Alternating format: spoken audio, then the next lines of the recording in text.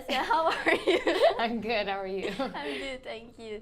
So, you told me a few months ago that you really wanted to come to Brazil. How's it going so far? How you're liking the trip? I love it so much. I feel like we're doing more in the off days than in the show days because we're just being North American tourists. We're going everywhere. We went to Rio for a few days and now we're here and it's so beautiful. So we're having a good time. And was there a place that you went that really marked your trip here? Maybe a beach? Oh man, well we went to the beach in Rio. Which beach was it? Ipanema. Oh yeah, we went to Ipanema Beach, which was incredible because I have always wanted to go there. I mentioned in one of my songs too, because it's always been like a dream place for me. So I checked that off the list. We went to Corcovado. We saw like the big Jesus, which was really cool. So many places. Honestly, it's just a beautiful place in general. But definitely the beach was a highlight. And when we talked about your album, you told me about the duality of the project, and you told me that it helps you kind of express what you're feeling and helps you get better sometimes. So how does it feel to know that you've also helped your fans that really identify with your songs? It's the nicest thing ever, honestly. I mean, when I write music initially, I'm just thinking about, my own problems and my own situations. And I guess like what I've learned about making music and about being super open, I was actually saying this yesterday, is that, people, as much as they love to hear your story, I think more so they want to hear their story in your words, And similarly, like even though we're from all different parts of the world and different walks of life, we all share a similar story, and similar feelings. And it really means the world that people understand me and understand what I'm saying and can not only understand it but can say like I am going through it too and I'm here with you. So speaking of duality, it's kind of like a two-way street, it's like a two-way stream where they give me so much love and I hope to do, the same for them. And in your songs, I feel like you talk about youth a lot. In Best Days, you kind of talk about this topic in a way that you reflect about the past. So is youth a topic that makes you reflect a lot about life? Definitely, yeah. That's something that's like kind of been the pinnacle of a lot of my thoughts over the years and a lot of my anxiety, because I feel like I'm so hyper aware of the fact that life moves so fast.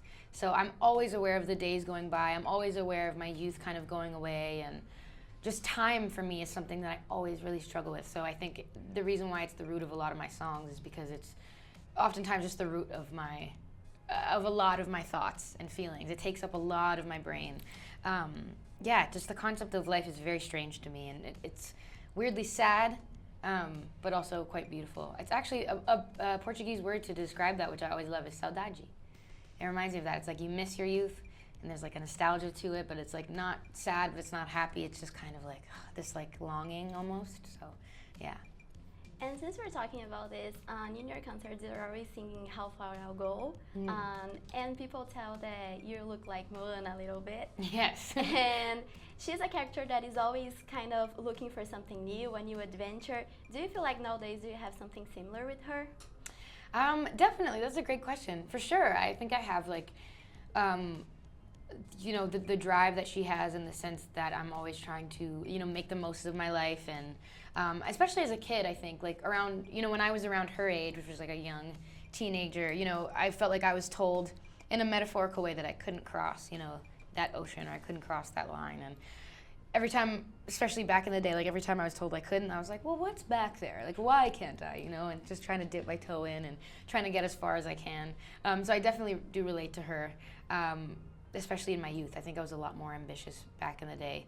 But even now, still, I still think I like to explore as much as possible and just always try to get better and learn something new.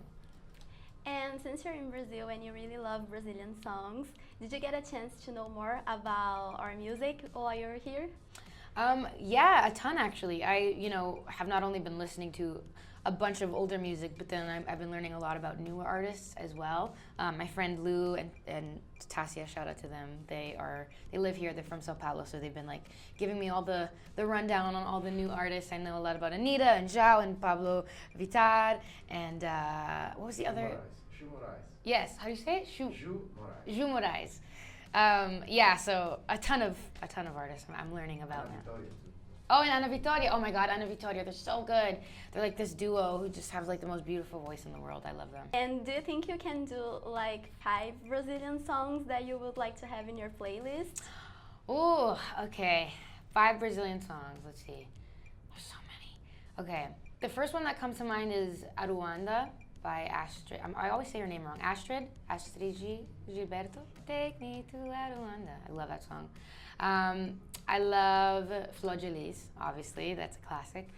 I like the song Bim Bom by Jorge Gilberto. I like Saudade Fez Samba. And then, what's the one where Por falar em saudade, onde anda você?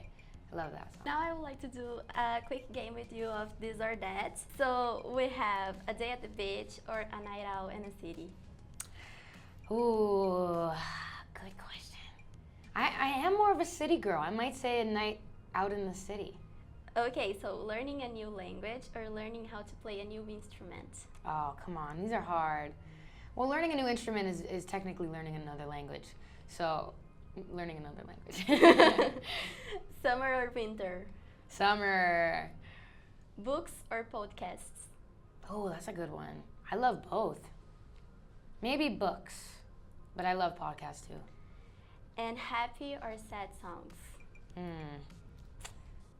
I like more sad songs, but I'm going to say happy songs. TV shows or movies? Ooh, that's a good one.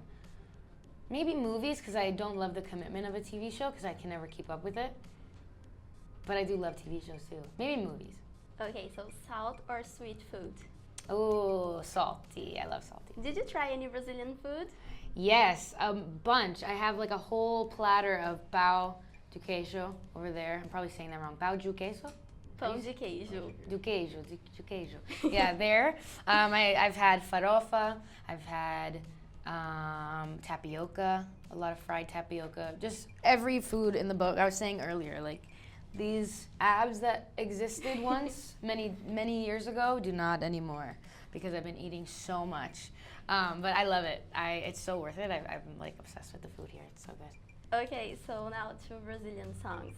Do you prefer Flor de Lis or Garota de Ipanema? Oh, come on. I forgot to add that in my list. They're both so good. That's so hard. Maybe I'll say Flor de Lis just because I learned about what the song means, and it just is so heartbreaking and gorgeous and beautiful, and so I'll give it to Flor de Lis, but both songs are so good. Okay, just to wrap it up, do you want to send a message to your Brazilian fans? Yeah. Hello, Brazilian fans. I love you guys so much. It has been such an amazing 7 years with you guys, supporting me, and I appreciate it so much, and I'm so happy to be here, hopefully giving you all the love back that you've given me.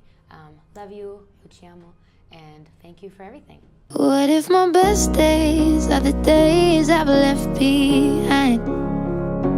And what if the rest stays the same for all my life? I'm running with my eyes closed, so it goes. You live and then you die, but the hardest pill to swallow is the meantime.